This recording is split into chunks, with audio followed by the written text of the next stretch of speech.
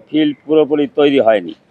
প্রশাসনের পক্ষ থেকে কোনো ধরনের আলাপ আলোচনা ছাড়া নতুন নতুন সিদ্ধান্ত নেওয়া হচ্ছে। কাদের স্বার্থে সকল সিদ্ধান্ত নেওয়া হচ্ছে তা খতিয়ে দেখা জরুরি। দেশের অনেক কর্পোরেট মিডিয়া নির্দিষ্ট পক্ষের বক্তব্যকেই প্রাধান্য দিচ্ছে।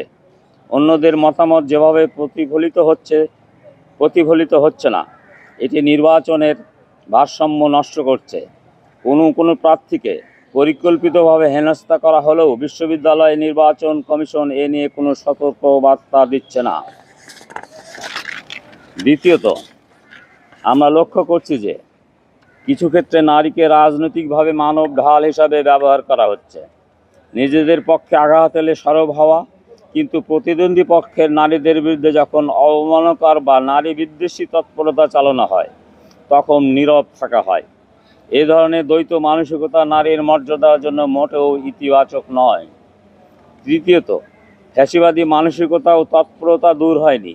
অতীতে শাহবাগে যেমন অনিয়ম ও সহিংসতা ঘটেছে, সেগুলোকে দায় মুক্তি দিয়ে সমাজে পুনর্বাসন করা হচ্ছে। এখানে কোনো জবাবদিহিতা নেই।